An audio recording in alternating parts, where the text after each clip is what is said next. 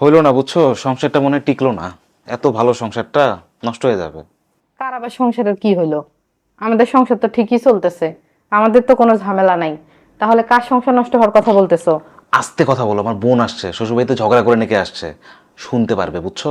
তুমি এক কাজ করো, আমাকে একটু খাইতে দাও, আমি আবার ওর শ্বশুরবাড়ি যাবো। নালিশ বসছে, দেখি কি হয়েছে না হয়েছে। তোমার বোনের নিজের কারণে আমার সংসারটা নষ্ট হয়ে যাচ্ছে, আর সাথে করে তোমরা তো দায়ী আসোই। তোমাদের সবাই মিলে ওই তোমার বোনের সংসারটা নষ্ট করতেছো।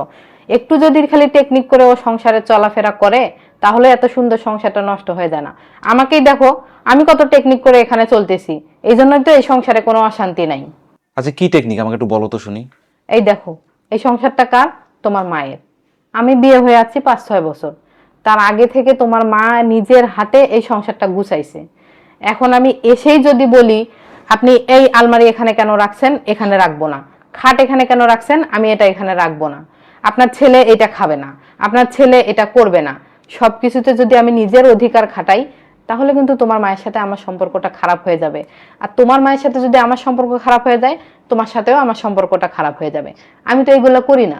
কিন্তু তোমার বোন কি করে? তোমার বোন বিয়ে হয়ে যাওয়ার পরেই ওদের সংসারে ও মাতাব্বরি করার চেষ্টা করে। এগুলো তো আমি শুনছি। এটা তো করা যাবে না। এগুলো করার কারণেই ওর সংসারটাতে এত অশান্তি সৃষ্টি হচ্ছে।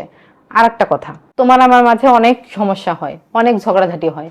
এই বাড়িতেও মনে করো যে আমার শ্বশুর শাশুড়ির সাথে একটু মনোমালিন্য হয়, কিন্তু আমি এগুলো কখনোই আমার বাবার বাড়িতে ফোন করে বলি না। সেটা তুমি ভালো করেই জানো। কিন্তু তোমার বোন কি করে? তোমার বোন শ্বশুর বাড়িতে কিছু হওয়া মাত্রই তোমাদেরকে ফোন দিবে। তোমাকে জানাবে, বাবাকে জানাবে, মাকে জানাবে, ভাই বোন সবাইকে জানানোর কোনো দরকার আছে? নিজেদের সমস্যা নিজেরাই তো সমাধান করা উচিত। সেটা না করে ও তোমাদেরকে বলে।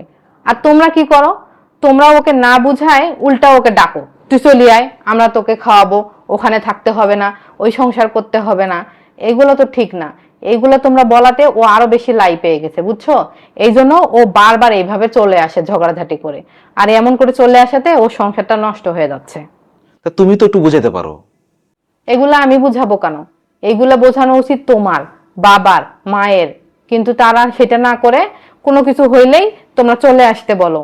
চলে আসাটাই সমাধান না। ওকে তো বুঝাইতে হবে যে সংসারটা আগে কর, আগে দেখ কি হয় না হয়, একটু ধৈর্য ধর, সহ্য কর। এইটা এইটা না বলে তোমরা ওকে চলে আসতে বলো। চলে আসাটা আসলে কখনোই সমাধান হয় না।